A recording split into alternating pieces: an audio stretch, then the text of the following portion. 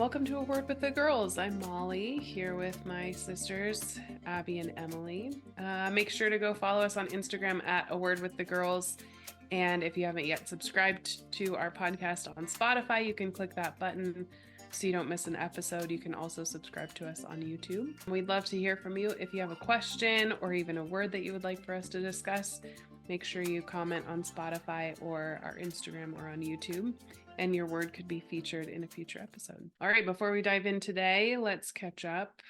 Go ahead and share what's been a win for the week. Stealing that from another podcast. Win for the week.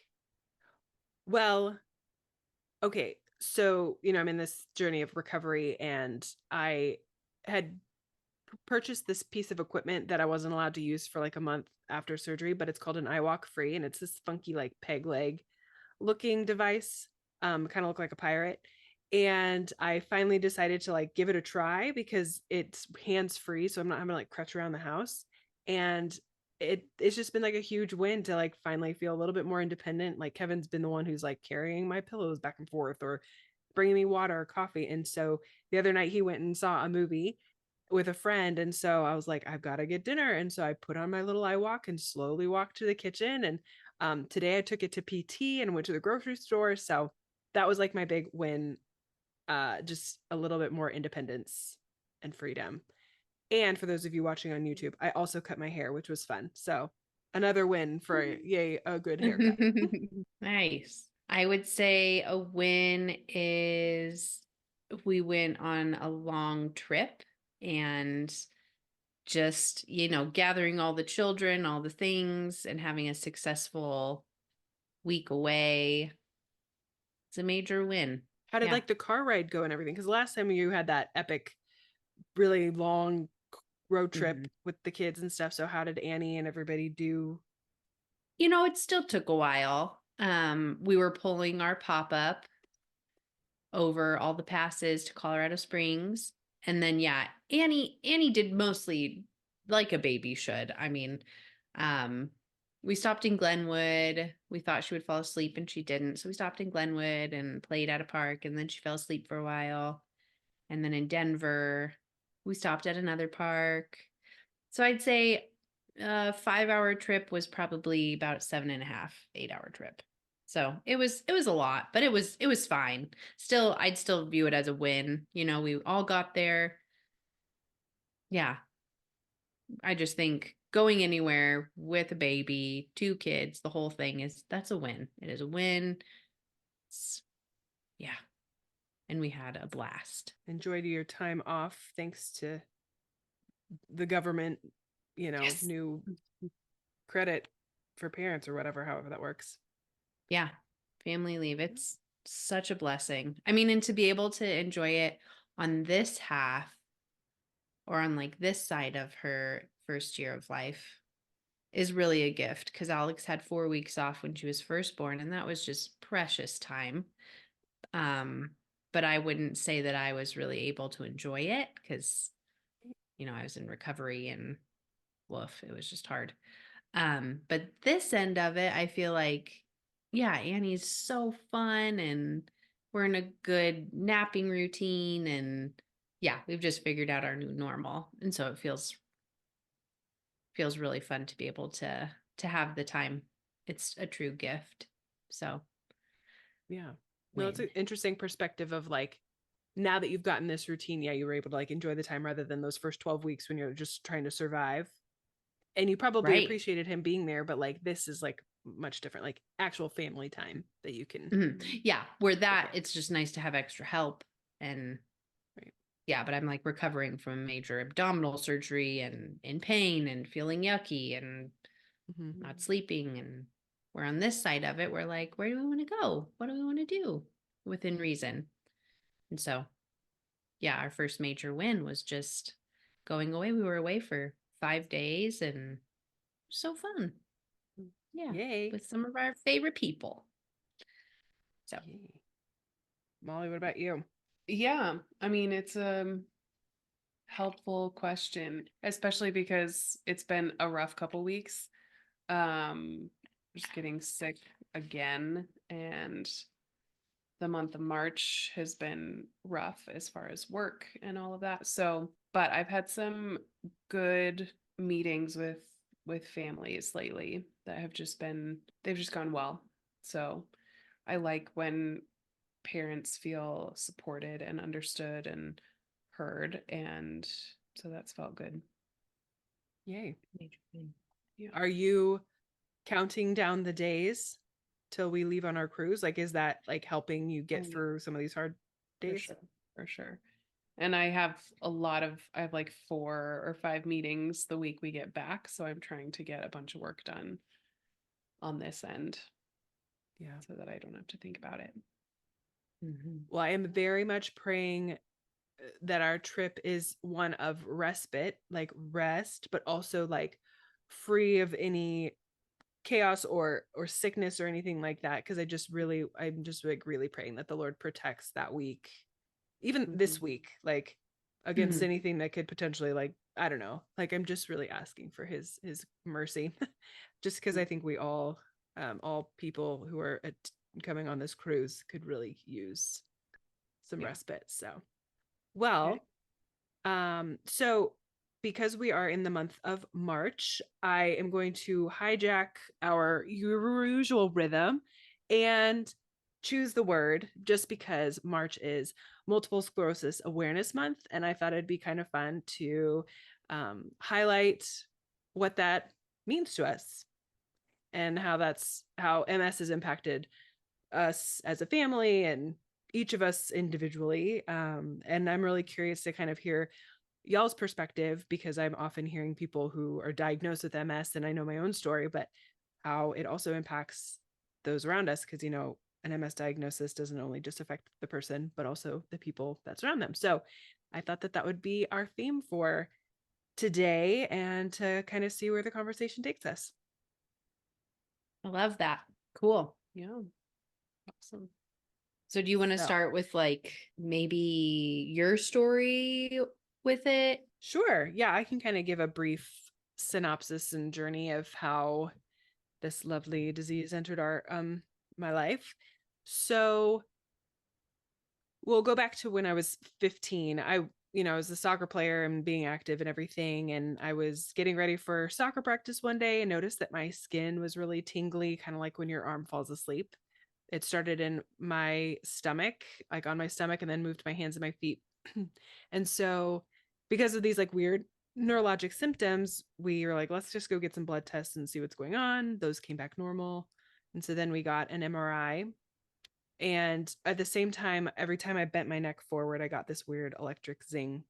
And so when we got the MRI results back, they were pretty shocking because they found a lesion on my neck, which is kind of in an MRI, it would look like a highlighted spot on my neck. And they diagnosed me with what's called transverse myelitis, which oddly enough, Dad had when he was in his early 20s. He got diagnosed with transverse myelitis and was paralyzed from the legs down for some time.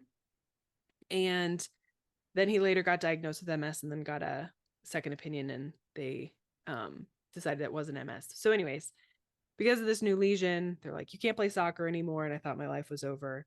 And I'll be curious to hear what happened or how y'all replayed this moment, because all I remember is we had people come over from the church and they literally put like olive oil over me and they like prayed over me for healing, that I would be healed of this lesion. And 3 months later, we got another MRI and the MRI came back clear that the lesion was gone, which I was like, oh my gosh, it's a miracle. Like God heals, you know? But yeah, I'm curious, like, do you guys remember that moment? I remember it. I was at the Lindsay Loop house and Pastor Mark was there. And I think faith wise, I was kind of like, I was still, I like understood that like, let's pray, but I didn't really understand the oil thing. I was like, what are we doing? Okay. You know, like it was very that type of I don't know what you'd call it. Like charismatic. Practice. Yeah. That type of practice and prayer was just something that I was like, what is this? But I remember it was also very emotional and yeah, just like very serious, it felt. Mm-hmm. Yeah. Because even then, I didn't really know much like what transverse myelitis was. And, now looking back, like it's a kind of, it's the inflammation of your myelin, which covers your axons where all your nerves go. And often, sometimes people with transverse myelitis can use wheelchairs and have a lot of mobility challenges because you have spinal cord lesions. Like that's where all of your like lower extremity functions and things like that. And so that sometimes can be a result of transverse myelitis.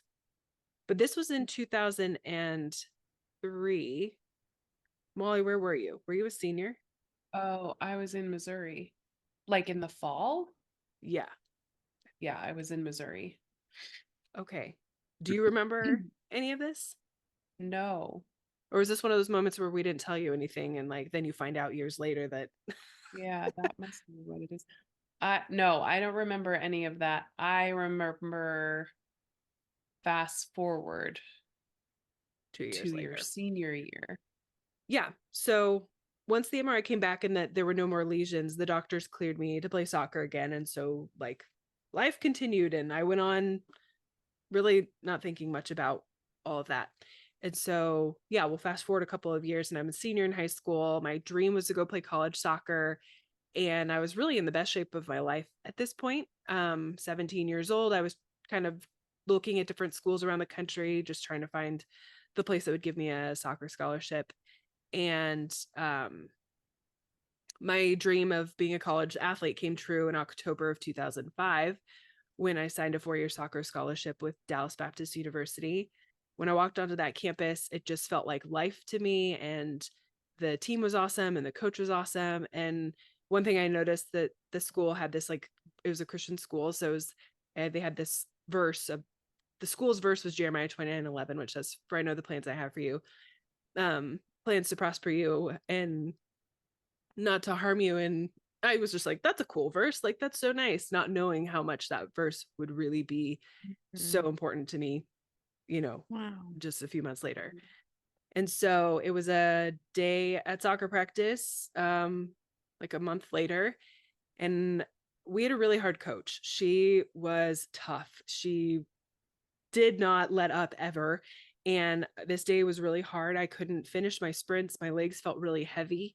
Um, and there came a point at practice when I like couldn't stand up anymore because my legs were just so tired and so weak. And I had been taking a lot of naps. And because of these things, I was like, there's something wrong. And so we figured I had mono. And so because of my previous neurologic history, they decided to do another MRI because none of the blood tests and stuff came back normal. And so when I got that MRI, that's when they found multiple lesions on my spine, officially diagnosing me with multiple sclerosis at the age of 17. And yeah, it was a really scary time. I remember sitting on the couch. Like if I close my eyes, I can like literally see us in the living room, the TV and the couches, and mom and dad like coming and sitting and like crying and sharing what the results of the MRI showed. And I really found myself like asking a lot of hard questions, like why me, and will I still be able to be active? And I don't even know what MS is. Like the only people I knew who had MS was like a friend of ours. Her mom had MS and she used a wheelchair. And then there was a teacher at school.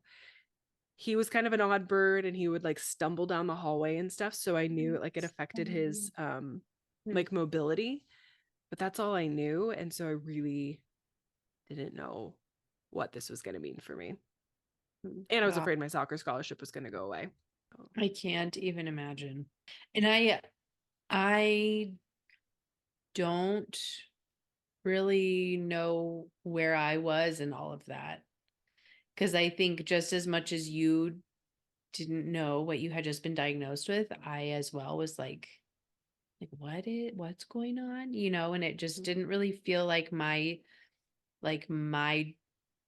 part to be in the journey. And I think it was just because, yeah, it was just like, I don't know what my part is in this. And so I just think I was pretty just on the outside, looking in and heartbroken, but also just like confused of like, are you dying? Or like, what? Like, I really was just like, we're very distraught. We're very concerned. Like, but I don't really know. So I just remember just feeling very confused and like out of the loop, not because I didn't feel included, but just because I was like, I don't even know what my role is in this.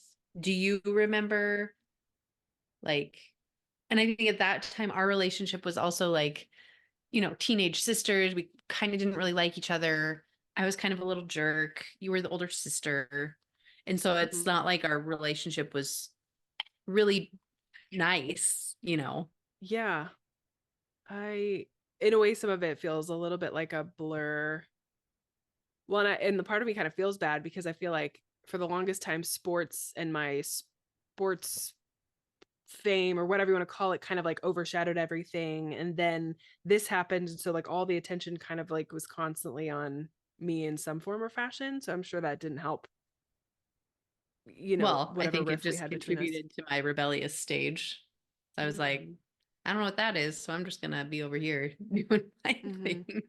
Well, I think the other hard part is, you know, MS is such a complicated disease in itself, and a lot of the symptoms that people experience are invisible. So I still looked fine. I still looked Right. healthy. I was still playing soccer and doing Right. a lot of the things that I was doing before, but now with this like label. And so it's confusing because if you saw me, you wouldn't know any different, which is why my coach pretty much told me that I was being lazy, even though I Mm. wasn't. I like physically couldn't do certain things like I used to be able to.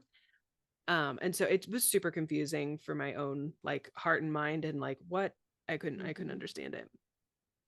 Yeah. And almost having to tell, like, justify how you're feeling. Mhm. Yeah.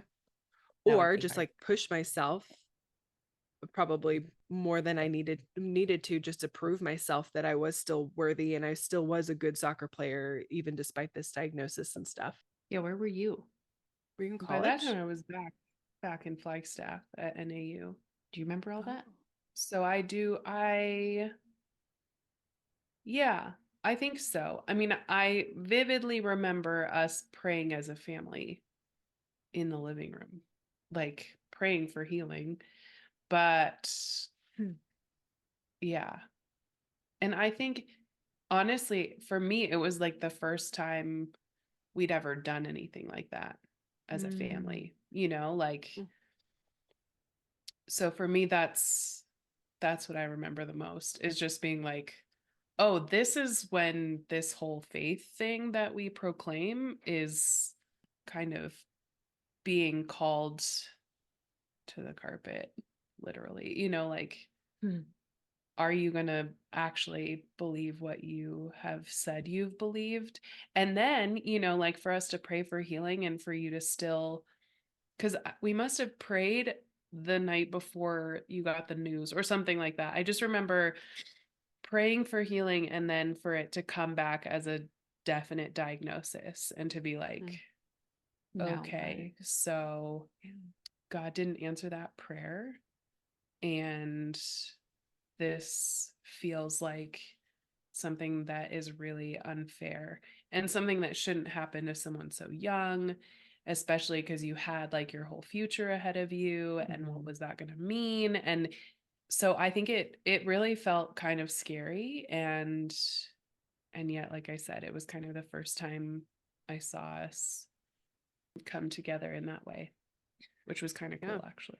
Well, I remember my next, like the, obviously I had to go get like this official diagnosis from this MS specialist in Phoenix because we were living in Flagstaff at the time and Flagstaff didn't have anybody who could do that. And so yeah, we took the trip down to Phoenix and met with this MS specialist, and to like actually have that whole conversation of like the reality of hitting you of like all what all this like might mean. And he was he is the kindest man. I'm so thankful that I got connected to him because he, you know, and I think it's interesting because I've talked to mom and dad too about like what was your experience like, because for them, can you imagine like your 17-year-old child getting Mm-hmm. diagnosed with this like chronic illness, but then you walk into this doctor's office and he's like, you two go sit in the corner, like I'm talking to her, like to really empower me as a Wow. patient to like, okay, Emily, like you're about to go to college, like this is what this means for you, and like really helping me understand. That was so helpful for me because it really did empower me, because I was about to go off to college to Texas, and not only like, figure out college and all of that and live away from mom and dad, but then also you also have to like learn how to manage this disease and, take this medication and really learn to listen to your body and advocate for yourself. And so him empowering me in that way was really helpful, and just like explaining like what MS is and what it means to me. And so for those of you who are listening who don't know what MS is, multiple sclerosis is a chronic disease of the central nervous system. So it affects your brain and your spinal cord and your optic nerves. And it's not a curable disease. It is treatable. But and it's a potentially progressive disease if not managed well. And because it affects everything in your body, like your brain is like essentially this central point of like that controls everything. So it can affect your balance, your muscle coordination, cognition, bladder, bowel, speech, vision. Like there's so many different things that it can affect. And it looks different in every single person. So there's like over 1 million people in the United States living with MS, and it looks different in every one of us. Like I said, a lot of the symptoms are invisible, so people don't see pain that we experience, or the cognitive challenges that we experience, or the vision, or the numbness, or the tingling. But he also explained to me that like there are medications out there that can help like control the disease, and the point of these disease modifying therapies is to preserve your mobility and reduce disease activity. And he told me that day, Emily, what you do today will benefit you 20 years from now. And so he really honed in on the importance of like staying on one of these medications.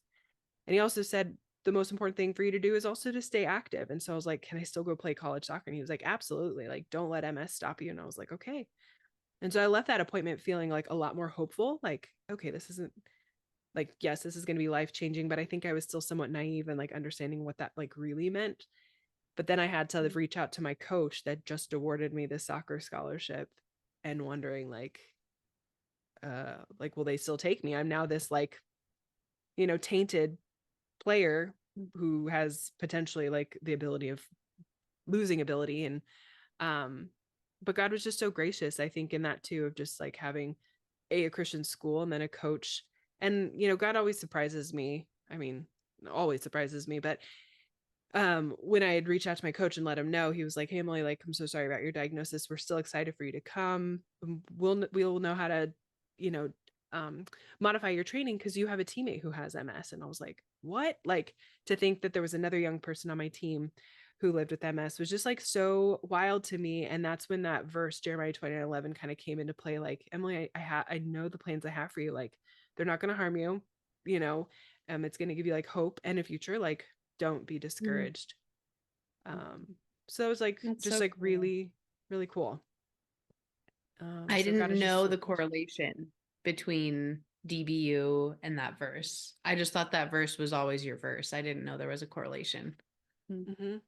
Yeah, That's really cool. like kind of a powerful moment of just like almost like it just shows that like God is always going before us, and like just kind of highlighting that verse when I first went onto campus, not knowing that that would be something that would be helpful. But Molly, to your point about like the whole faith thing, I really feel like it was at that moment of my diagnosis that my faith became really real to me. Like, oh, this whole like reliance thing on God, like, here we go. Like, this is what that's going to mean. Like, I'm going to have to rely on you for strength and for hope, and to know that like as my body wastes away here on this earth, like it's for like this is home. This is not my ultimate home here. And I think that that's like that was a cornerstone, has been a cornerstone of like my faith. And but Wow. so as I went off to college and stuff, like was it something you ever like thought about or like wondered like, is she okay? Or was it kind of just like Totally. this? Yeah. Oh yeah. Did you? Yeah, I mean, I think it's always like it's always been in the back of my mind, because yeah, you look at you and you're like, oh, she's fine. And even over the years when like there hasn't been more lesions or whatever, like, and that's your reality, and that's really great. But I think there's always the wondering of like, what does this mean for the future? And So yeah, I think that's always in the back of my mind.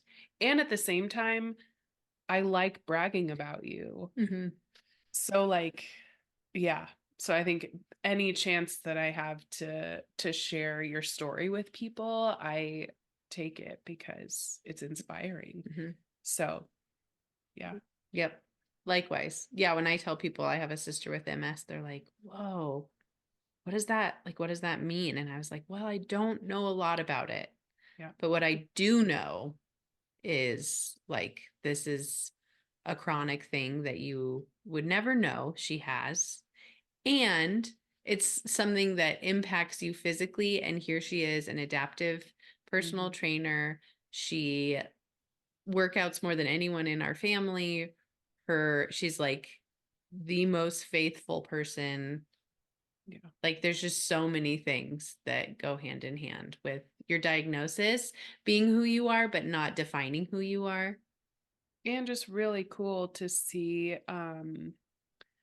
I think you set a really good example in like learning about your illness and knowing about your illness, like to watch your education about your own body and about MS over the last, 15 years or whatever has been really like impressive.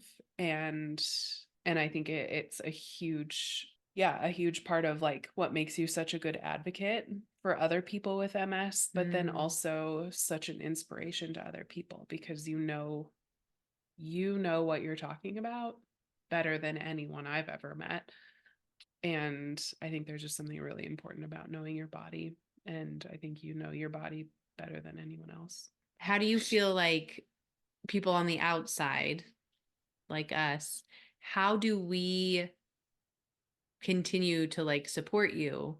What does that look like for you? Because I think for me, I can't speak for you, but like for me, it's part of who you are, but it's not something that like gets in the way of me seeing you, I guess. But I also don't, just because we don't see it, I don't want it to just be something that we kind of forget about, you know? Yeah.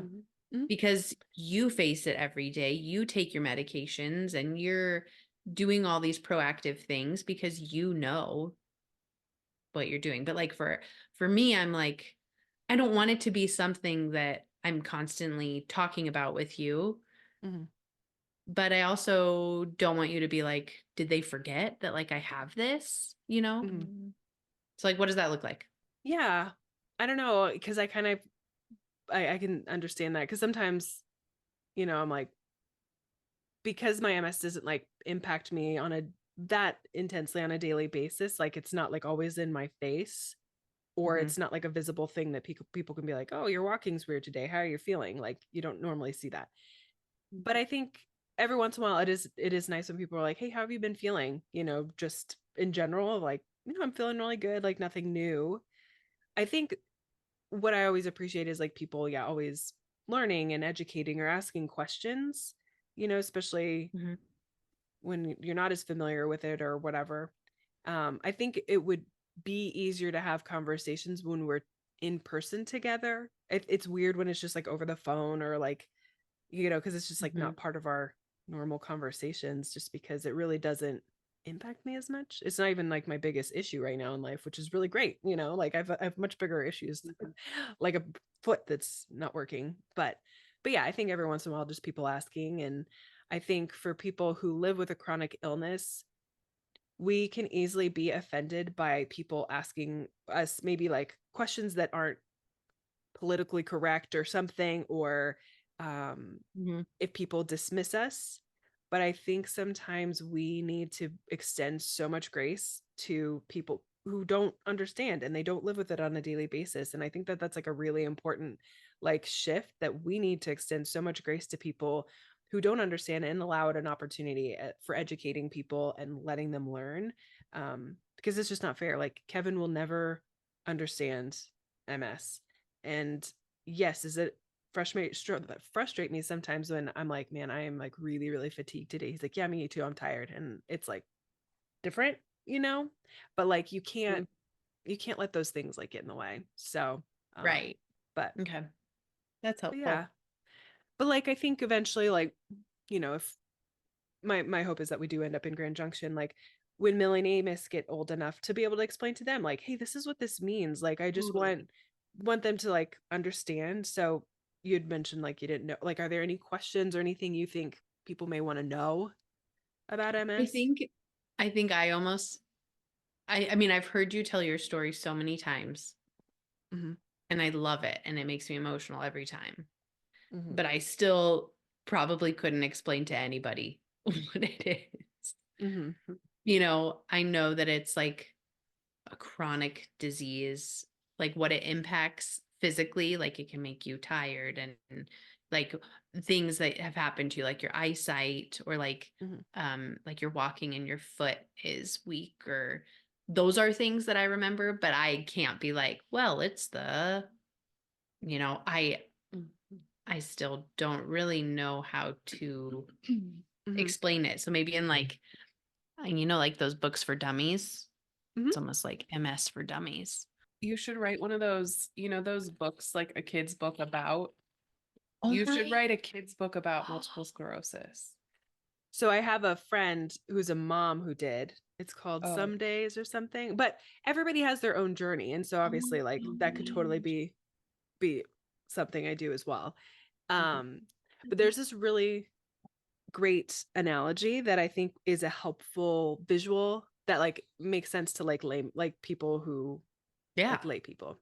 sure. So, okay, envision like your iPhone charging cord. Okay. Okay. So that essentially is a healthy nerve fiber. It connects to your phone and it's plugged into the wall and your phone gets charged perfectly fine. Okay. That's what like a healthy nerve fiber would look like. What happens with MS is that our bodies attack the myelin. So that white coating over your iPhone cord, the body starts to attack that. And so then what ends up happening is the wires get exposed. So like when your iPhone cord starts to like break at the end and it Mm, gets super funky and your phone doesn't charge as well or at all sometimes, essentially that's kind of what mm. happens when our bodies attack that myelin sheath. Then the nerve fibers get exposed, so that's where the multiple sclerosis or a scar, that's what it looks like, that's a lesion.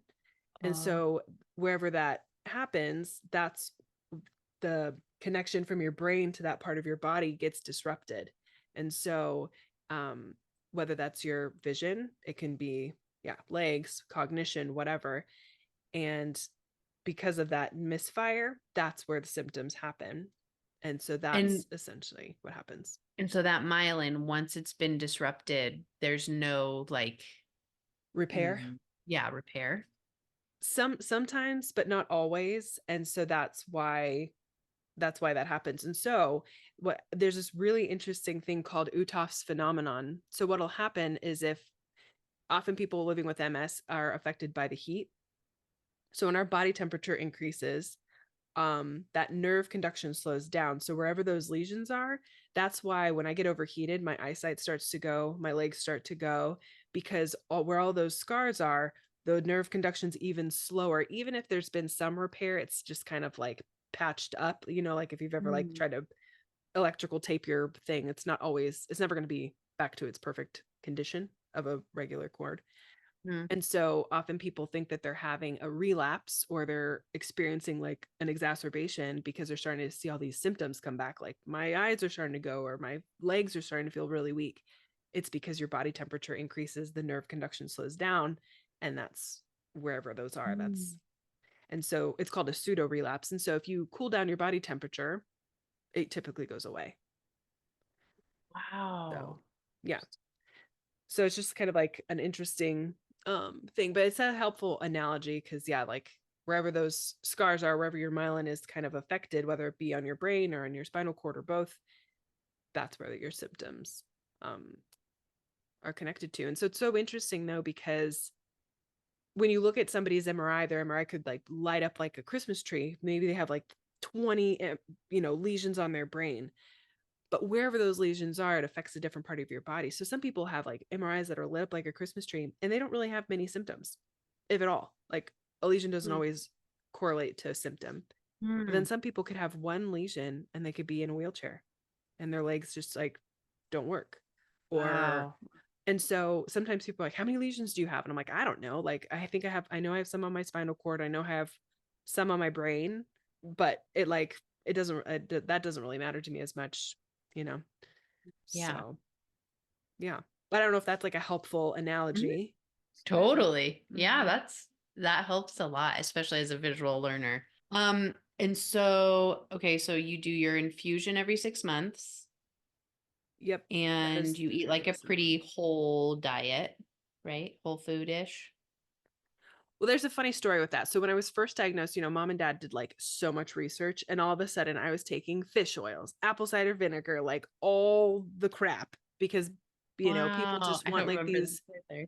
they just want these like easy fixes of like what can I control? Like all of a sudden when something like a chronic illness or a diagnosis of some kind, like you just reach for anything you can do that you have control over because all of a sudden you have no control. And so mom was like all on like the healthy things.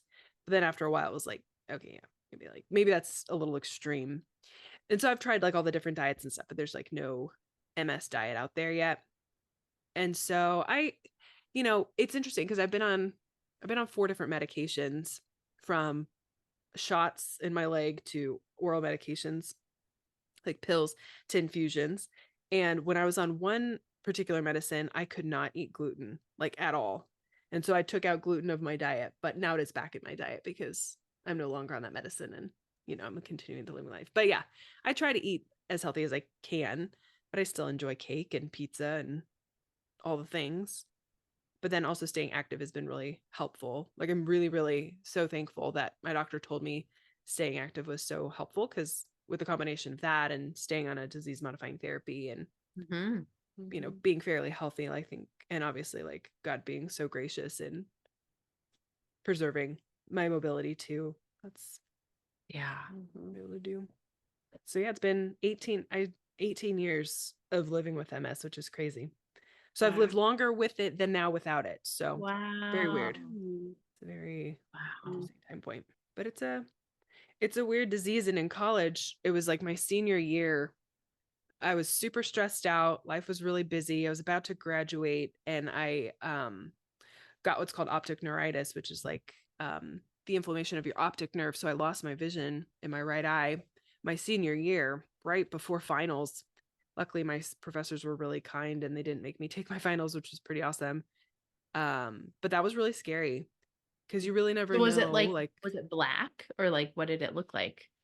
no, it was like blurry. It was just like super blurry and painful. Painful. Yeah. Wow. Like Like if you've ever had achy? like a headache, have you ever had like a headache in your eyes, like a migraine? Kind of. It just kind of felt like somebody was like pulling on my eye. Like that's kind of what it felt like. And could like Tylenol or ibuprofen, did that help at all? Nothing. No. No.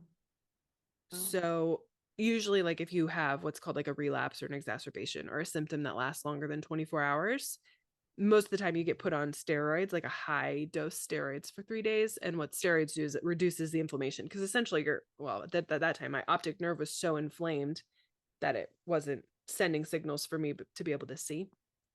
And so over time, the inflammation went down. And then within a month, my vision came back. And then did a new lesion show up after that? Yeah. So when they did the MRI, they found that, because usually like if you're in the middle of like a relapse or something and you do an MRI, typically you'll have like a lesion like light up on your MRI. That's when you know like active disease, like there's something active going on. And Okay. so yeah, they found that. And the crazy part, which is probably like a whole other story, at the time I had just met Kevin and I was about to go see him in Little Rock when I was in the middle of this relapse with optic neuritis. And so Kevin, we were dating at the time, but he saw MS in all of its glory. Like Wow. he saw it right there, and it didn't scare him away. When you were dating Kevin, was that like a first date conversation? You're like, I have a mess. Like, like I have a kid or something. Like, are you like, this is me? Or is it something that you talk about like later, you know? Well, ironically enough, we met at the camp for kids whose parents live with MS. And so he was learning about what MS was. And I was like, by the way, I have this. But we weren't even like really interested in each other at the time. We were both counselors, like we were co-counselors. And so he was learning about this disease as we were just like getting to know each other.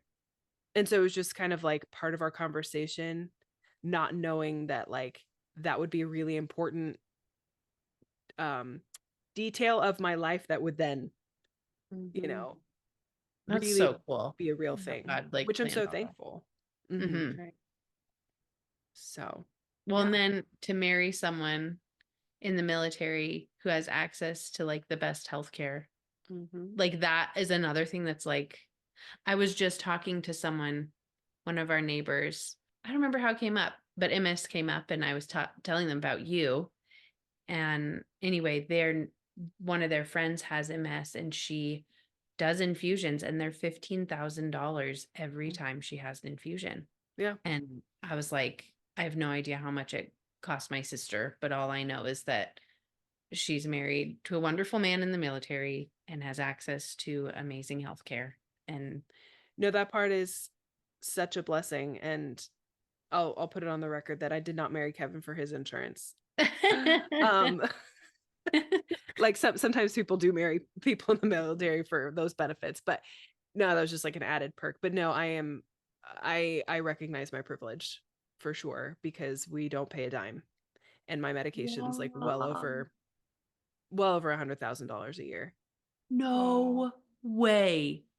Which is wrong. Like, so I've done a lot of Yes. like advocacy and stuff through the National Multiple Sclerosis Society, and trying to like lower drug costs, because it's just wrong. Like, people shouldn't have to decide like, can I afford my medication this month, or food, because the prices are just outrageous. And then you got to get MRIs, and if because MS affects people in a myriad of ways, you may have to go to physical therapy for something, or occupational therapy, or whatever else. And so all those costs just like compound.